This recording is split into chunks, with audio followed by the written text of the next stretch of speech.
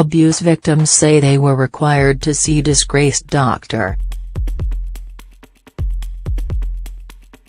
Another wave of victims confronted Larry Nassar on Wednesday, this time about sexual abuse at an elite Michigan gymnastics club where young athletes felt they had to use the disgraced doctor's services and could not question the adults who ran the facility. The judge presiding over the case said the number of people who allege they were abused by Nassar has topped 265.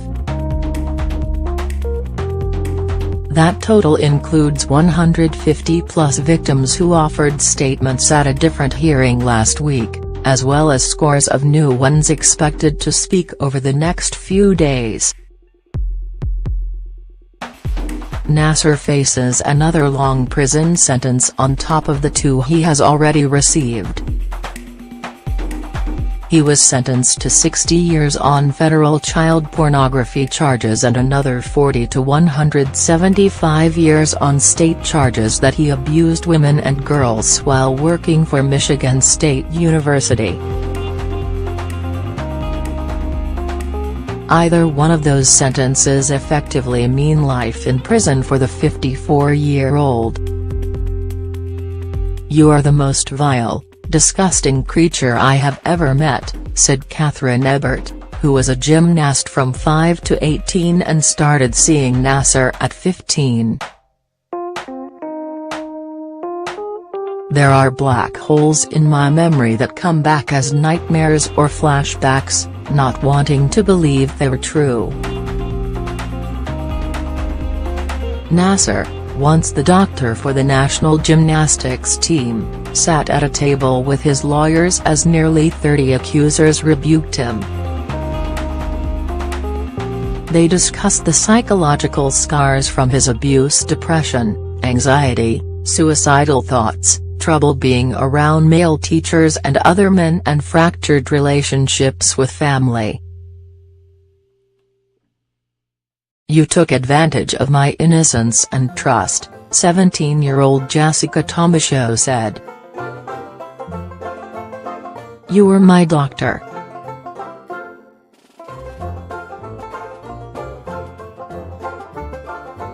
Why? I ask myself that question all the time. What you did to me was twisted.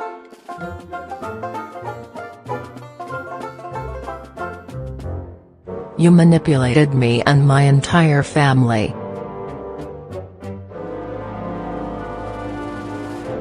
How dare you?"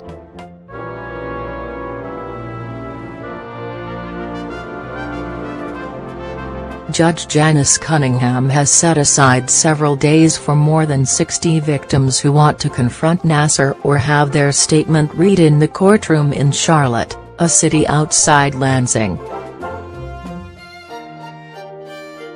The case on Cunningham's docket in Eaton County centers on Nassar's assaults at Twistars, a Lansing area gymnastics club that was run by 2012 Olympic coach John Jeddart.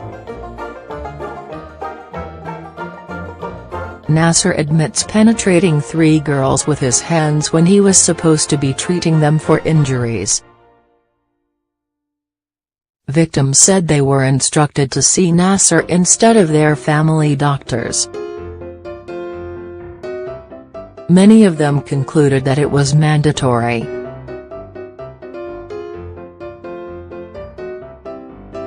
Bailey Lawrenson recalled that Nassar came to Twistars on Monday nights to provide free treatment. After an especially bad fall from a high bar, she broke her neck in 4 places and narrowly escaped being paralyzed. Nassar consoled her.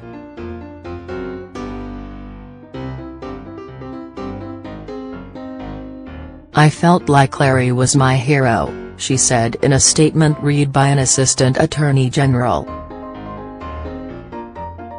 That kind of trust allowed the doctor to do as he pleased with the young patients.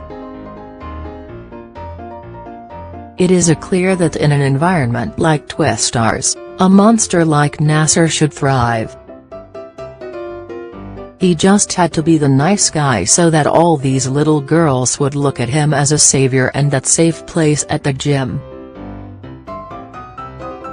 Annie Laborie, who said she spent 25 hours a week at Twistars as an adolescent, said athletes were conditioned for years to obey at all costs. She said gymnasts, dancers and figure skaters were pressured to be pure, innocent, perfect while simultaneously being sexualized at an age where they did not understand the concept. She cited pressure to engage in unhealthy dieting, crude comments about their bodies and creepy men towering over us. "Our bodies did not belong to us.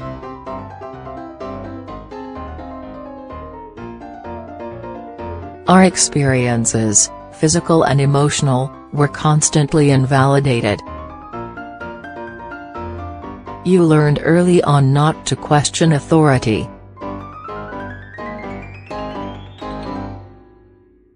Jeddert, who was suspended last week by USA Gymnastics, the sport's national governing body, and suddenly announced his retirement, insisted he had zero knowledge of Nassar's crimes.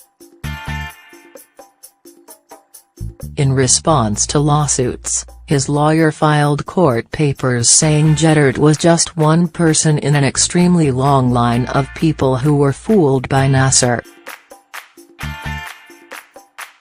The hearing was scheduled to resume Friday, with proceedings likely extending into next week. A nearby police department admitted that it missed an opportunity to pursue charges against Nassar in 2004. After a 17-year-old girl complained that Nassar removed her underwear and touched her genitals and breast, Meridian Township Police began investigating. But officers dropped the case after Nassar explained that he was performing a legitimate technique known as a ligament release. Nassar even provided a PowerPoint presentation. Township manager Frank Walsh said Nassar deceived police. "We missed it.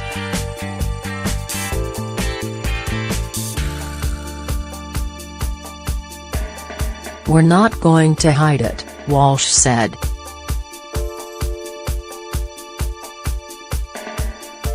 Also Wednesday, former Michigan Gov.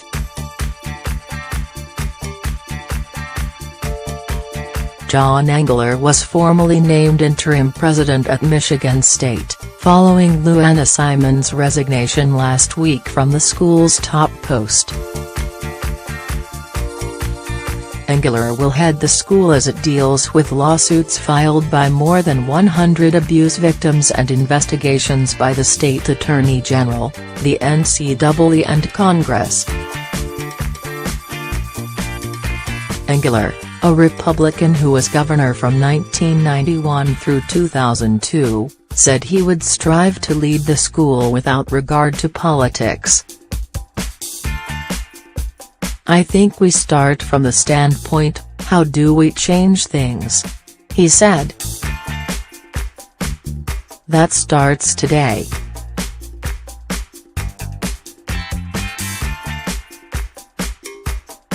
Trustees also named another former governor, Democrat Jim Blanchard, to advise the school on lawsuits and investigations. Elsewhere, USA Gymnastics announced that every member of its board of directors has resigned. The resignations come less than a week after the U.S. Olympic Committee urged the board to step down over the widening Nassar allegations. The organization plans to appoint an interim board in February.